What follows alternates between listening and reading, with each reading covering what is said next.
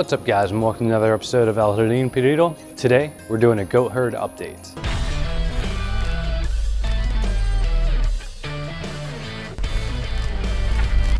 All right, so I've been keeping goats for about 3 years now, and I've kind of gone through different phases, tried different things.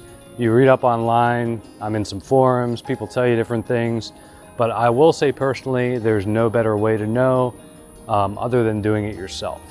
I have limited space here. Their pen is approximately 1,000 square feet. And so I would like to limit it to 3 does. So in the last videos I've done, I was at 2 bucks, full grown, 2 full grown does, and then just had another doe kid, Luna. While I loved having access to the bucks, they were just a little too much. They all have their different personalities, but I know my first buck, Fudge, who I've had a little longer, he was very destructive. He challenged me at times. He got the other girls roused up. Whereas Butterboy was a little more docile, still a little bit destructive, curious. But the main thing is, yeah, they're destructive, and when the girls get in heat or when they're in heat, things just get a little crazy in that confined space. Through my research, I've heard, keep the bucks separate, which I know from personal experience now is a good idea. Like I said, I'm a little limited on space and other resources, and I will say another thing about bucks is that they eat a lot. I give them alfalfa and they went through quite a bit. So last month I had my friend take them, and he has a whole acre. He's only a half hour away, and I have access to them. So that's awesome. When I need to breed, I have access. They're on a nice plot of land, nice healthy grazing. Another factor is you're gonna wanna time pregnancies and stuff, because I have had some mishaps where they get pregnant and then they end up kidding when it's really cold. You don't want that. I'm in Houston where it just dabbles in freezing, and that's way too much for kidding as far as I'm concerned. Unless you have a barn or some kind of heated building. From my experience, even temperatures as low as 50 to 60 are really pushing it unless it's an assisted birth.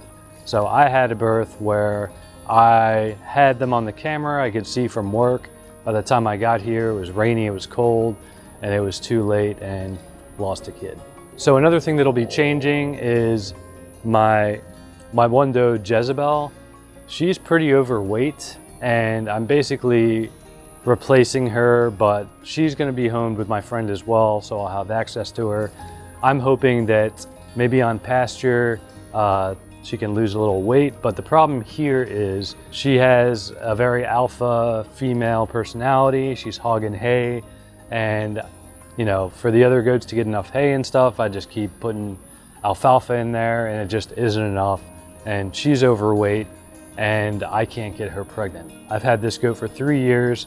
I actually got her in milk, and her milk's awesome. She produces awesome, nice teats, nice bag.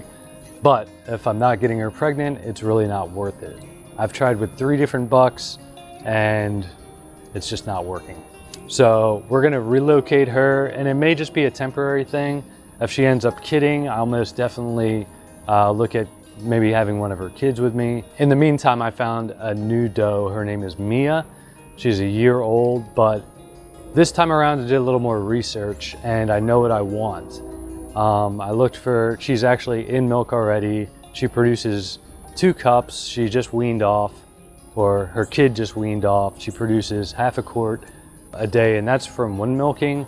So I'm starting 2 times a day to see how much I can get out of that. And they do tend to produce just a little more the more you consistently milk them. So I was a little more careful, saw the genetics, saw her mother, saw some of the other family members.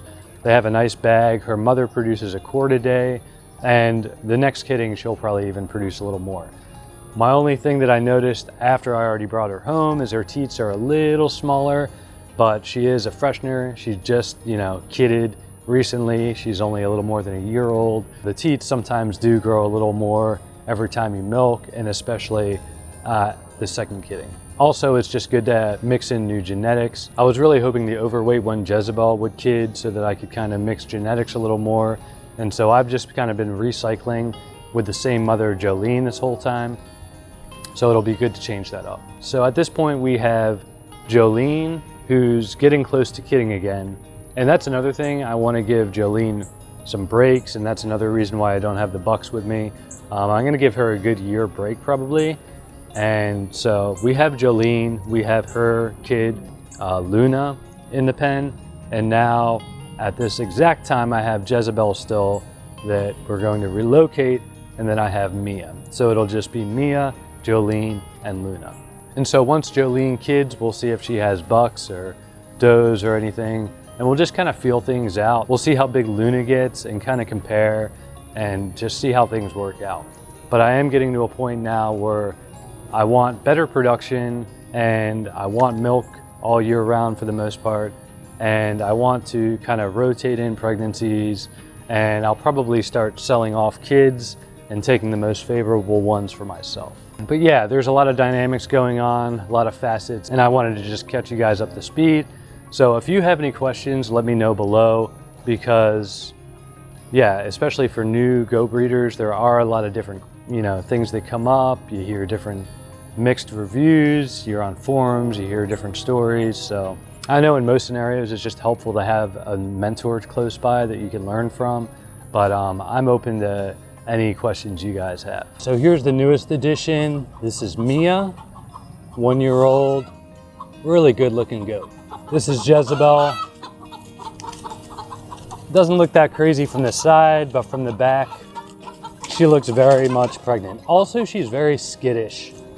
Ever since I got rid of the bucks, she got really skittish on me. And that's another reason. And we have Luna and her mother, Jolene. Jolene produces decent milk. She has decent teats, decent udders, but she's a really good mother and really good at kidding. All right, guys, well, that's gonna do it for today's video. As always, thanks for tuning in. Until next time.